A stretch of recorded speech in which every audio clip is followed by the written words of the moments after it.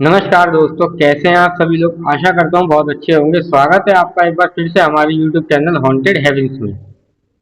तो दोस्तों, आज की ये कहानी शुरू करने से पहले मैं भगवान से, ईश्वर से हाथ जोड़ के ये प्रार्थना करना चाहता हूँ।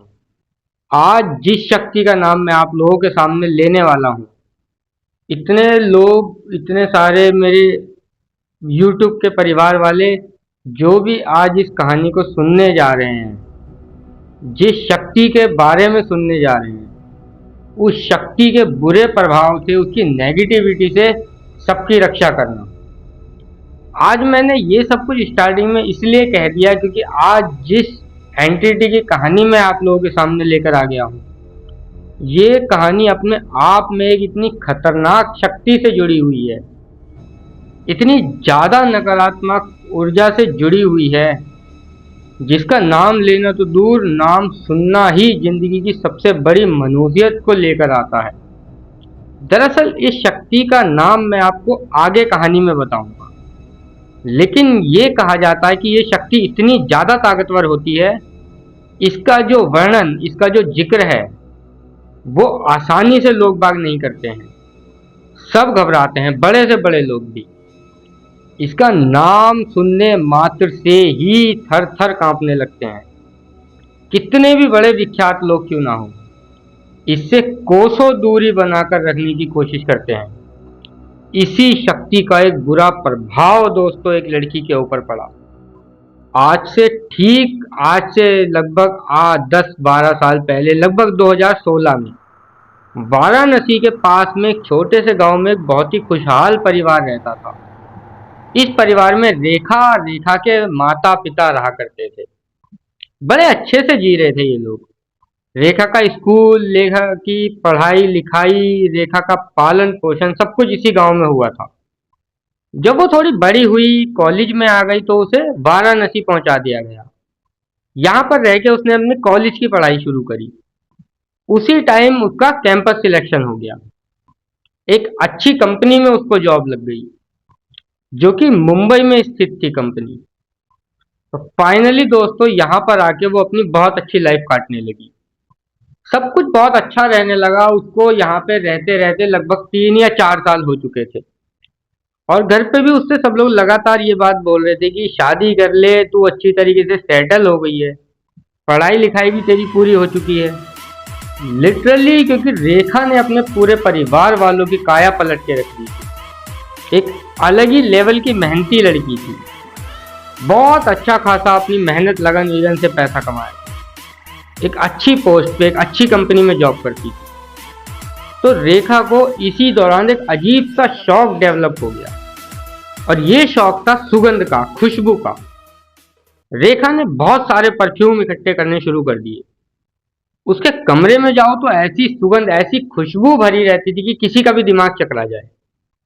उसको मतलब इतना ज्यादा लगाव हो गया था परफ्यूम से कि वो परफ्यूम लगाए बिना सो भी नहीं पाती थी रात को।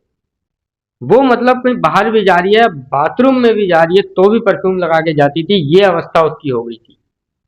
ऐसे ही एक दिन की बात है, उसके सहकर्मी लोग, उसके साथ काम करने वाले लोग उससे कहते हैं कि रेखा यार, हम लोग इतने सालों से मुंबई में रह रहे हैं, हम लोग चोर बाजार कभी नहीं गए हैं।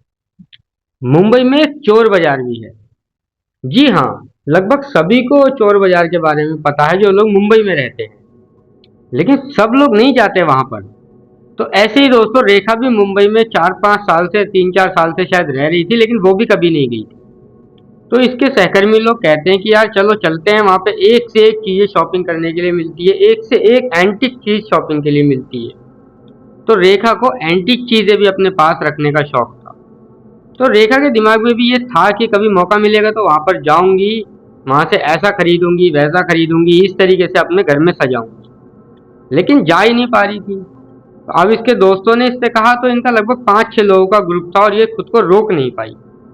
तो कहती है ठीक है, हम लोग चलते हैं, निकालो 1-2 दिन के अंदर टाइम। ऑफिस से सब लोग छुट्टी मारते हैं और चलते हैं चोर बाजार। तो आने वाले 3-4 दिन में ही उन लोगों ने प्लान बनाया और पहुंच गए चोर बाजार। पूरा बाजार घूम रहे थे, जिसको भी जो भी शॉपिंग करनी थी सब लोग कर रहे थे। जब वो चोर बाजार से बाहर निकल ही रहे थे कि तभी रेखा को एक स्मेल आई।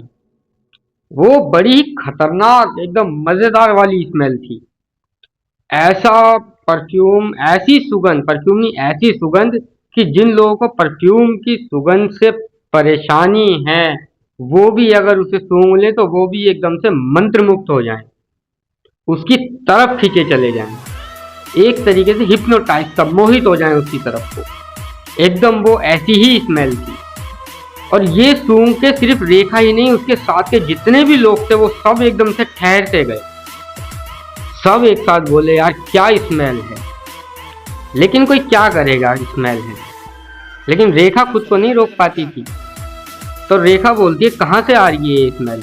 तभी रेखा का एक दोस्त बोलता है सुमित नाम का कि शायद वो सामने वाली दुकान से आ रही है।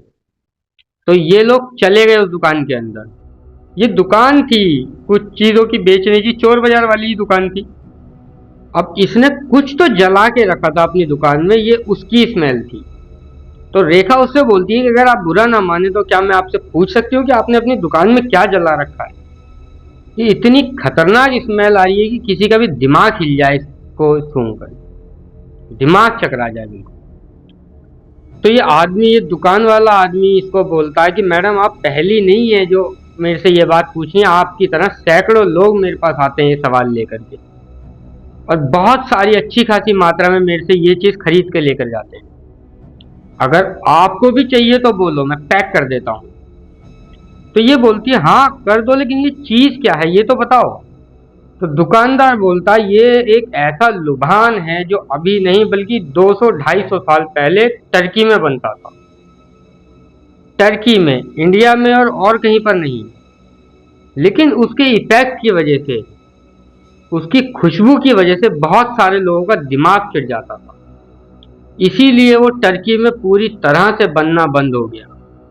वहां के लोगों ने उसे बंद करवा दिया था, बैन करवा दिया था।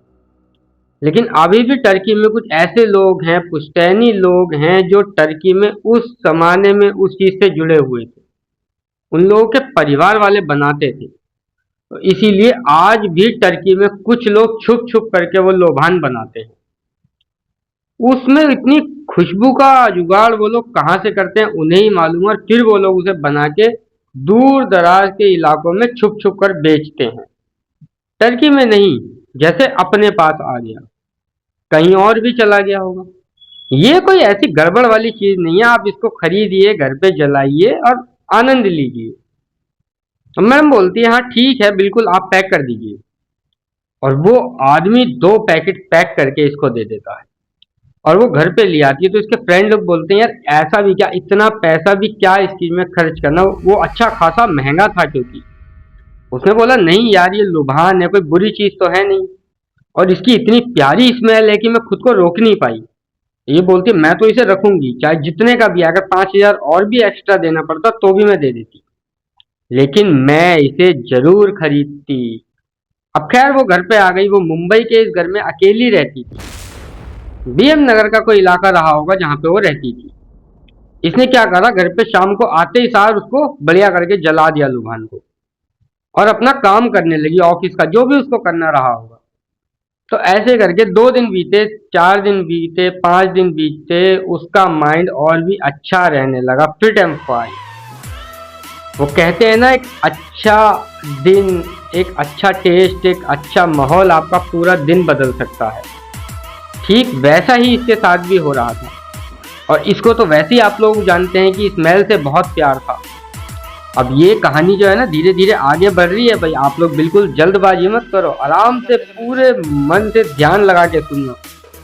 तो कुछ दिन बाद रेखा को थोड़ी तबीयत सी खराब महसूस होती है। रेखा को ऐसा लगता है यार मुझे ना बार बार चक्कर आ जाते हैं, बहुत वीकनेस महसूस हो रही है। मैं कुछ दिनों के लिए छुट्टी लेकर घर चली जाती हूँ, बहुत दिनों से गई नहीं हूँ। तो फाइनली ऑफिस में एप्लीकेशन डालती है, तो अच्छी परफॉर्मर थी तो इसीलिए उसकी एप्लीकेशन को अप्रूव कर दिया जाता है। इसको आने वाले 10 दिनों के लिए छुट्टी मिल जाती है, और वो अपने गांव पहुंच जाती है। वहीं वाराणसी के पास जो उसका गांव था वहां पर पहुंच जाती है। ये जैसे ही घर का दरवाजा खटखटाती है, उसकी मम्मी दरवाजा खोलती है। रेखा धड़ाक से घर के अंदर मुंह के बल बेहोश होकर गिर जाती है। ये सब देख के इसकी मम्मी घबरा गई, इसके पापा भी एकदम से भागते हुए आए। रेखा तू ठीक तो है ना? उठ, तू ठीक तो है? क्या हो गया? इसको जैसे तैसे करके उठाया है, पानी वानी मुंह पे छिड़का है, पानी पिलाया है क्योंकि होश में नहीं आ रही थी। डॉक्टर साहब को बुलाकर लेकर आए। डॉक्टर घर पे आए, चेकअप किया, बोले इसको फीवर था क्या कुछ दिनों से? तो इसके पापा बोलते हैं हाँ, फोन में बोल तो रही थी इसीलिए छुट्टी लेकर आई थी। तो डॉक्टर बोलते हैं खाना पीना इसने कुछ दिनों से ठीक से नहीं खाया इसीलिए इसको ये प्रॉब्लम हुई है। कोई बात नहीं, हम इंजेक्शन लगा देते हैं, वो ठीक हो जाएगी। डॉक्टर साहब ने इंजेक्शन लगा दिया, रात हो गई, सो गई। अब अगला दिन निकला। अब अगले दिन रेखा सुबह 4 बजे अपने घर के मंदिर में बैठ करके जोर जोर से हनुमान चालीसा पढ़नी शुरू कर दी। आप समझ रहे हैं ना, सुबह के 4 बजे। ठीक है, 4 बजे तो इसके मम्मी पापा भी सो रहे थे तो उनकी भी नींद खुली। अरे, समझ नहीं आ रहा रेखा को क्या हो गया, इतनी सुबह सुबह जोर जोर से हनुमान चालीसा पढ़ रही है। जाकर देखते हैं। तो ये लोग क्या देखते हैं जाकर के कि पूजा घर में बहुत सारी अगरबत्तियां लगा रखी हैं, धूपबत्तियां लगा रखी है और बहुत जोर जोर से हनुमान चालीसा पढ़ रही है। तो इसकी मम्मी बोलती है बताओ, मुंबई जैसे शहर में जाकर के भी अपनी रूट्स को, अपने संस्कार को नहीं भूली है। इतनी सुबह सुबह उठ के प्रभु मुहूर्त, ब्रह्म मुहूर्त में उठकर पूजा कर रही है, बहुत अच्छी बात है। तो फाइनली इसकी मम्मी ने भी हाथ जोड़ के मंदिर में प्रणाम करा और जाके अपने बिस्तर में सो गई। अब बाद में इसके मम्मी पापा की भी नींद खुली होगी, सुबह उठे होंगे, लगभग 9-10 बजे सब लोग बैठ के चाय नाश्ता कर रहे होंगे। उसी समय इनके घर का दरवाजा कोई खटखटाता है। मम्मी उठती है, इसकी दरवाजा खोलती है तो बाहर जाके देखती है तो कोई आंटी जी थी। तो वो आंटी रेखा की मम्मी को बुलाती है, बहन जी जरा बाहर आइए, 1 मिनट जरा बाहर आइए जल्दी।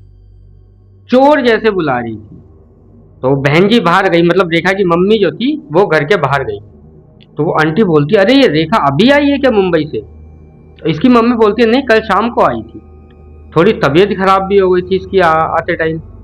वो सब तो ठीक है, लेकिन सुबह सुबह जब मैं मॉर्निंग वॉक करने के लिए निकली थी तो आपकी बेटी रेखा आपके घर के आंगन में बैठ के नमाज क्यों पढ़ रही थी? यार ये सुन के इसकी मम्मी को एक बहुत अजीब सा झटका लगता है। अब दोस्तों ये ब्राह्मण परिवार से थे तो दूर दूर तक किसी मुस्लिम परिवार से इनका मिलना जुलना था ही नहीं, कोई ऐसी दोस्ती यारी भी नहीं थी। और रेखा के भी कोई दोस्त ऐसे मुस्लिम नहीं थे। जितने भी दोस्त इसके मुंबई में थे उस सब के बारे में इसकी मम्मी को बहुत अच्छे से पता था। तो फिर ये हनुमान चालीसा के बाद नमाज कैसे पढ़ रही थी, ये चीज इसकी मम्मी के दिमाग में हिट करी। तो ये बोलती है पता नहीं है, मैं बात करती हूँ उससे। तो आंटी चली गई और रेखा की मम्मी अंदर आई। तो रेखा जो थी वो अभी भी नाश्ते की टेबल में बैठी हुई है। रेखा की मम्मी कहती है रेखा तू सुबह 4 बजे उठ के हनुमान चालीसा पढ़ रही थी वो तो ठीक है, लेकिन तू हनुमान चालीसा के बाद नमाज क्यों पढ़ी आंगन में बैठ के? तो फाइनली दोस्तों अचानक से रेखा अपनी मम्मी की तरफ घूर के देखती है और जोर से भारी सी आवाज में कहती है ए बुढ़िया, तेरा ज्यादा ही मुंह चल रहा है क्या? मैं जो करना चाहती हूँ मुझे चुपचाप करने दे, मेरे बीच में मत आ, नहीं तो तेरी गर्दन है ना ये उखाड़ के फेंक दूंगी। इसके पापा ये बात सुनते हैं तो बहुत गुस्से में आ जाते हैं और इसकी ये बात सुन के तो इसकी मम्मी हक्की बक्की रह गई। इसके पापा बोलते हैं क्या हो गया बेटा, ऐसे क्यों बोल रही है मम्मी को, ऐसे कोई मजाक करता है क्या? तो ये बोलती है ए बुढ़ऊ, ज्यादा मुंह चलाया ना, और पहली बात तो ये कि मेरी तरफ ऐसे घूर के मत देखे बिल्कुल भी, तेरी दोनों आंखें निकाल के कुचल दूंगी। इसके पापा ने जैसे ही ये सब कुछ सुना उसकी आंखों में वो गुस्सा देखा। तो ये सब देख के इसके पापा बहुत सहम गए और बोलते हैं ठीक है मैं ऑफिस निकलता हूँ। और वो ऑफिस निकल गए, अपने काम के लिए निकल गए। और यहाँ पे उसकी मम्मी रेखा को देखती रह गई और रेखा 2-3 सेकंड तक अपनी मम्मी को ऐसी आंखों में आंखें डाल के बराबर घूर रही है और उठ के अचानक से अपने कमरे में चली गई और दरवाजे को बुरी तरीके से धड़ाक करके पटक दिया। इसकी मम्मी भी अचानक से शॉक्ड हो गई कि इसने आखिर पापा से इस तरीके से बात कैसे कर ली। हमें तो ऐसा लगा था कि मुंबई पे जाकर के भी अपने रूट्स नहीं भूली है ये, लेकिन अब लगता है कि ये तो बहुत ज्यादा बदतमीज हो गई है बड़े शहर में जाके। ये क्या कर रही है आखिर, ये ऐसे कैसे बात कर सकती है? अब रेखा की मम्मी ने पूरा दिन इससे बात नहीं करी और डिसाइड करा कि जब इसके पापा आ जाएंगे तभी इससे बात करेंगे शाम को। अब रेखा पूरे दिन अंदर कमरे में बंद रही, खाना खाने के लिए भी बाहर नहीं आई अब शाम को इसके पापा आए और बोला कि बात करी क्या तुमने बेटी से कि मेरे से इस तरीके से इसने, हम लोगों से इस तरीके से इसने कैसे बात करी। तो इसकी मम्मी ने कहा कि नहीं, मुझे उससे ऐसे बात नहीं करनी है, आप भी साथ में चलो तभी उससे बात करें। पापा बोलते हैं ठीक है चलो, और जाके उसके दरवाज़ा खटखटाते हैं, रेखा दरवाज़ा खोल। रेखा अंदर से कोई रिस्पॉन्स नहीं कर रही है, फिर से खटखटाते हैं, अरे खोलना रेखा, हमको कुछ बात करनी है तेरे से। अब भी कोई रिस्पॉन्स नहीं कर रही है, और 5-7 मिनट हो गए इन लोगों को दरवाज़ा खटखटाते हुए, अंदर से कोई रिस्पॉन्स नहीं आ रहा, बिल्कुल भी कोई चूं जहाँ कुछ नहीं होती है। तो पापा को इसके बहुत घबराहट होने लगती है थोड़ी सी। इसके पापा क्या करते हैं, लात मार मार के दरवाजे को तोड़ देते हैं, मतलब दरवाजे की जो कुंडी थी उसे तोड़ देते हैं। दरवाजा टूटा है, कुंडी टूटी है, अंदर गए हैं, और अंदर का नज़ारा देख के इनका दिमाग फट के मानो बाहर इनके हाथ में आ गया। अब रेखा जो थी, जिस कमरे में रहती थी, उस कमरे की दरवाजे, उस कमरे की खिड़की पे एक पिंजड़ा लगा रखा था, जिसके अंदर 2 मिट्ठू रहते थे, मतलब तोते पैरट रहते थे। उन दोनों मिट्ठू के चिथड़े उड़े पड़े हैं, उनके पंख वंख पूरे कमरे में फैले पड़े हैं। उन दोनों मिट्ठुओं को जो थी ना, रेखा खा गई थी, कच्चा चबा के खा गई थी उन्हें। मिट्ठू तोता जो है, मैं उसकी बात कर रहा हूँ, और उसका जो खून है ना, रेखा के पूरे मुंह पे इस तरीके से लगा हुआ था, बुरी तरीके से लगा हुआ, फैला पड़ा, और दोनों हाथों को फैला के वो नीचे पड़ी हुई है और हंस रही है, बुरी तरीके से खतरनाक वाली हंसी हंस रही है। और इसकी जो आवाज थी ना, वो बिल्कुल आदमियों जैसी हो गई थी हंसी की, भारी आवाज, मोटी आवाज। उसकी मम्मी ये सारा नजारा देख के वहीं पे बेहोश होके गिर गई, क्योंकि उसकी मम्मी ने अपने जवानी के टाइम से उन दोनों मिट्ठू को, उन दोनों पैरट्स को पाल रखा था। क्योंकि वो दोनों मिट्ठू जो थे, जो तोते थे, वो कोई पक्षी या कोई जानवर नहीं, बल्कि इनके परिवार के एक सदस्य की तरह थे। रेखा की मम्मी उनको अपने फैमिली मेंबर जैसा मानती थी।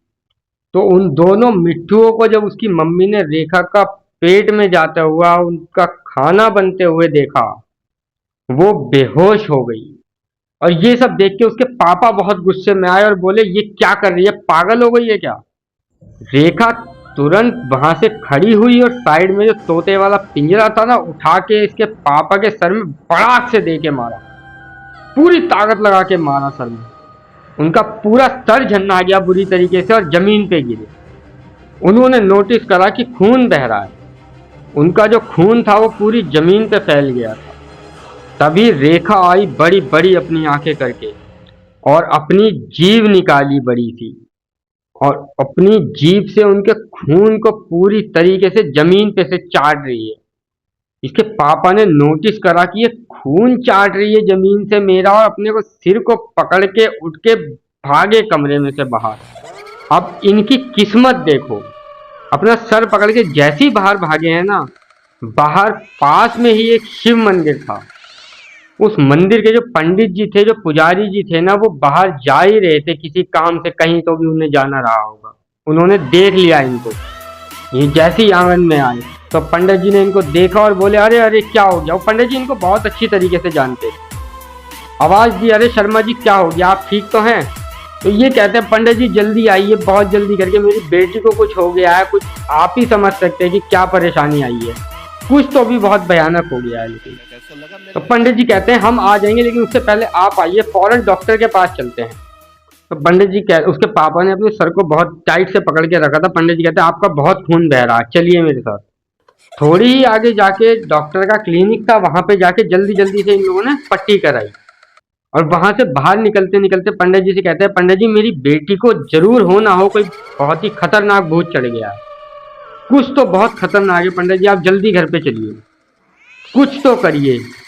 अब पंडित जी और शर्मा जी जैसे ही घर पे पहुंचते हैं तो क्या देखते हैं कि रेखा अपनी मम्मी के सीने पे चढ़ के बैठी हुई है, और उनका बुरी तरीके से गला दबा रही है। उनका पूरा मुंह लाल हो चुका है, जबान बाहर आने लगी है। इसकी मम्मी के मानो प्राण पखेरु उड़ने ही वाले थे कि पंडित जी और इसके पापा ने आके तुरंत हटाया है। रेखा को जोर से धक्का मार के कमरे में बंद करा, उसे लॉक करा। अब पंडित जी ये सब देख के बोलते हैं यार इस लड़की को क्या हो गया है। अब रेखा के मम्मी पापा पंडित जी को पूरी बात बताते हैं कि कैसे सुबह सुबह हनुमान चालीसा पढ़ रही थी, फिर उसके बाद नमाज भी पढ़ी इसने, हमें इस बारे में बाहर से पता चला है। इतने में ही फिर से एक बार अंदर से हनुमान चालीसा पढ़ने की आवाज सुनाई देती है। पंडित जी के लिटरली बुरी तरीके से हाथ पैर कांपने लगते हैं। अब पंडित जी कहते हैं ये चीज हमारी समझ से तो बाहर है। पंडित जी ने बताते हैं कि जितना हमने बचपन में सुना हुआ है, हो ना हो ये ब्रह्म राक्षस हो सकता है, लेकिन ये नमाज भी पढ़ रहा है, तो हो ना हो ये एक खतरनाक जिन भी हो सकता है। ये दोनों ही ऐसी शक्ति होती हैं जो ऊपर वाले का नाम ले सकती हैं, और कई बार ये ऊपर वाले से डरती भी नहीं है। लेकिन भाई इसके शरीर में क्या है ये समझना और इसको संभालना हमारे बस की बात नहीं है। आप कैसे भी करके जल्द से जल्द किसी अघोरी से बात करिए, और हो ना हो वो कोई मशान अघोरी होना चाहिए। सिर्फ वो ही है जो आपकी बेटी को इस वक्त संभाल सकता है, वरना बहुत बड़ा अनर्थ हो जाएगा। ये घबराते हुए बोलते हैं बाबा जी मैं कैसे करूं, मुझे कुछ भी समझ में नहीं आ रहा है। पंडित जी को बोल रहे हैं सारी बात शर्मा जी। तो पंडित जी ने बताते हैं आप कैसे भी करके रात को 12 बजे से पहले वाराणसी जाइए। वहां पर मणिकर्णिका घाट के आसपास वहां पे कोई ना कोई आपको सच्चे अघोरी दिखेंगे, और वहां पे किसी भी सच्चे अघोरी को देखकर ना आपकी बॉडी में एक अलग सी एक अजीब सी वाइब्रेशन हो जाएगी। उनको सिर्फ देखने मात्र से ही उस अजीब सी वाइब्रेशन के कारण आपको पता चल जाएगा कि ये सच्चे अघोरी हैं। एक ऐसी वाइब्स आ जाएगी आपकी बॉडी के अंदर, और उनके पास जाना और उनके पैर पकड़ लेना, उनके चरण पकड़ लीजिएगा और उठना नहीं है वहां से, और कैसे भी करके उन्हें घर पे लेकर के आना पड़ेगा तुम्हें। और वो इतनी आसानी से मानेंगे नहीं इस चीज के लिए, लेकिन फिर भी कैसे भी करके तुम्हें उन्हें लाना ही पड़ेगा। उनको लेकर आइए, सिर्फ वही हैं जो आपकी बेटी को बचा सकते हैं। ये फटाफट अपनी कार उठाते हैं और पहुंच जाते हैं रात के ठीक 12 बजे मणिकर्णिका घाट पे। और ये बहुत ढूंढते हैं, फाइनली महाकाल की कृपा कहो, महाकाल के आशीर्वाद से कहो, इत्तेफाक से उनको एक अघोरी बाबा मिलते हैं महादेव की कृपा से। और ये देखते से ही जाकर के फौरन उनके पैर पकड़ लेते हैं, बाबा मना मत करना, बाबा जी कृपा करो, मना मत करो। ये पूरी बात बाबा से बताते हैं कि बाबा जी मेरी बेटी के साथ ऐसा ऐसा हो गया है, बाबा मेरे साथ चल दो, सिर्फ आप ही कुछ कर सकते हो, आप ही बचा सकते हो ना हो महाकाल ने ही आपको मुझसे मिलाया है, बाबा जी प्लीज चल लो। ऐसे ऐसे करके मतलब बहुत मिन्नतें करते हैं बाबा से। तो बाबा को भी थोड़ा सा लगा कि यार इतनी उम्र का व्यक्ति इस तरह की मिन्नतें कर रहा है। हालांकि इस तरह के जो अघोरी होते हैं, बाबा लोग होते हैं, इनको किसी भी चीज़ से मोह माया नहीं होता है। लेकिन जब बाबा ने इनके आंसू देखे, अपनी बेटी के लिए उस व्यक्ति को इस तरीके से रोता बिलखता हुआ देखा, तो बाबा के मन में आया कि ठीक है चल हम तेरे घर चलते हैं। तो उनकी गाड़ी में बैठकर आ गए घर पे अघोरी बाबा। अब जैसे ही बाबा ने अंदर घर के प्रवेश करा, इनके घर के अंदर प्रवेश करते ही क्या सुनते हैं कि वो अभी भी हनुमान चालीसा पढ़ रही है। अघोरी बाबा ने साफ साफ बोल दिया इसको कोई और नहीं बल्कि ये बहुत ही खतरनाक गुग्गन मशानी ने जकड़ा है। और गुग्गन मशानी इतनी खतरनाक है कि तुम्हारी बेटी के प्राण वो किसी भी हालत में नहीं बख्शेगी। इतनी खतरनाक एंटिटी है ये। हो ना हो कुछ भी हो, उसकी मृत्यु निश्चित है। अब चाहे कुछ भी हो जाए। अब इतना सुनते ही बाबा जी की बातों को उसके पापा और मम्मी फिर से रोने लगे। अब कैसे संभाल पाएंगे अपनी बेटी, अपनी एक लौती बेटी के बारे में ये सब कुछ सुनकर। रोते रोते दोनों हाथ जोड़कर कहते हैं बाबा चाहे तो आप हमारे प्राण ले लीजिए, कुछ भी करके हमारी बेटी को बचा लीजिए। तो बाबा कहते हैं कि अब जितना हम कर सकते हैं महाकाल की कृपा से हम करके देखते हैं।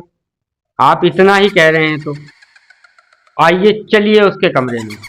अब जैसे ही ये उसके कमरे में बढ़े हैं और बहुत जोर से चीखने की आवाज़ सुनाई दी है, और उस चीख के साथ सब कुछ साइलेंट हो गया। बहुत जोर से भागते हुए सब अंदर आए, और क्या देखते हैं कि रेखा की सांसें रुक चुकी है। वो खतरनाक एंटिटी गुग्गन मशानी रेखा को हमेशा हमेशा के लिए अपने साथ लेकर जा चुकी है, और रेखा की मृत्यु हो चुकी है। और इतने ही समय में रेखा का शरीर ऐसा हो चुका था ना कि अगर आप उसको देख लेते तो कहते ही नहीं कि ये किसी इंसान का शरीर है। कोई भी अगर उसको देखता तो बोल देता कि ये जरूर किसी शैतान का शरीर है। अघोरी बाबा ने कहा, कैसे भी करके रातों रात इसका अंतिम संस्कार करो, वरना बहुत बड़ा अनर्थ हो जाएगा। सब कुछ खत्म हो जाएगा, कुछ भी नहीं बचेगा। केवल आप ही नहीं या आपका परिवार ही नहीं, बल्कि पूरा का पूरा गांव। हमारी बात मानिए। क्योंकि अघोरी बाबा ने तो एक बहुत ही डिफरेंट अलग सी बात कह दी थी, क्योंकि रात को अंतिम संस्कार नहीं होता है, लेकिन फिर भी मजबूरन इसका करना पड़ा, क्योंकि ये मामला ही कुछ ऐसा था। और आखिरकार इनके हाथ लगी हताशा, और हो गई दोस्तों पूरी तरीके से इनकी जिंदगी बर्बाद। गलती क्या हुई, कहाँ हुई? क्या आपको समझ में आया कि रेखा के साथ ये सब कुछ कहाँ और कैसे हुआ और क्यों हुआ? जितना मुझे समझ में आया मैं आपको बताता हूँ। लिटरली हो ना हो, ये सब चीज जुड़ी हुई थी उस चीज से जिसे वो दुकानदार बेचने वाला लुभान कह रहा था। हो ना हो, वो लुभान नहीं था, वो कोई ऐसी चीज थी जो कि बहुत बड़ी किसी नकारात्मक ऊर्जा से जुड़ी हुई थी, जिस ऊर्जा का नाम भी कभी नहीं लेते हैं। उसे कहते हैं गुग्गन, गुग्गन मसानी। मैंने लिया लेकिन, और हो ना हो महादेव ही रक्षा करेंगे, मेरी भी और आपकी भी, क्योंकि मैंने सुनाई है और आप लोगों ने भी सुनी है। और इस कहानी को खत्म करते हुए मैं आप लोगों से भी कहना चाहूंगा कि आप जिस भी ईश्वरीय शक्ति को याद करते हैं, कमेंट बॉक्स में उनका नाम लेकर सिर्फ इतना लिख देना कि हे प्रभु हमारी रक्षा करना किसी भी रूप में। बस, और मैं कुछ नहीं चाहता हूँ। आपने अब तक मेरी जितनी भी कहानियां सुनी होंगी, मैंने उसमें कभी नहीं कहा होगा ऐसा कुछ करने के लिए आप लोगों से, लेकिन आज बोल रहा हूँ मैं। आप जिस भी शक्ति को मानते हो, हे बजरंगबली हमारी रक्षा करना, महादेव हमारी रक्षा करना, क्योंकि ये जो एंटिटी है ना दोस्तों, ये बहुत ही ज्यादा खतरनाक है। बहुत ज्यादा खतरनाक नहीं, बल्कि बहुत बहुत ज्यादा खतरनाक है। इसका नाम लेना भी कहते हैं अच्छा नहीं माना जाता। इस पूरी की पूरी कहानी की जो सच्चाई है, रेखा के पापा ने अपने बहुत ही क्लोज फ्रेंड को सुनाई थी, और उन्होंने ही ये पूरी की पूरी कहानी मुझे इंस्टाग्राम पर लिखकर भेजी है, और कहा कि सबको सुनाओ कि कभी भी किसी ऐसी चीज को बाजार से ना खरीदें जिसकी आपको पूरी जानकारी नहीं है, या जो एक अलग ही तरीके से आपको अपनी ओर खींच रही है, अट्रैक्ट कर रही है। उसे नजरअंदाज करें, उसे अनदेखा करें। तो मैं उम्मीद करता हूँ कि आप लोगों ने आज की इस कहानी से कुछ ना कुछ तो सीख जरूर ली होगी। तो दोस्तों, अगर आप लोगों को हमारी कहानी अच्छी लगी है तो कृपया करके लाइक करें, सब्सक्राइब करें, कमेंट करके जरूर बताएं कि आप लोगों को कहानी कैसी लगी। तो आज के लिए गुड नाइट, शुभ रात्रि, शब्बा खैर, और जय श्री राम।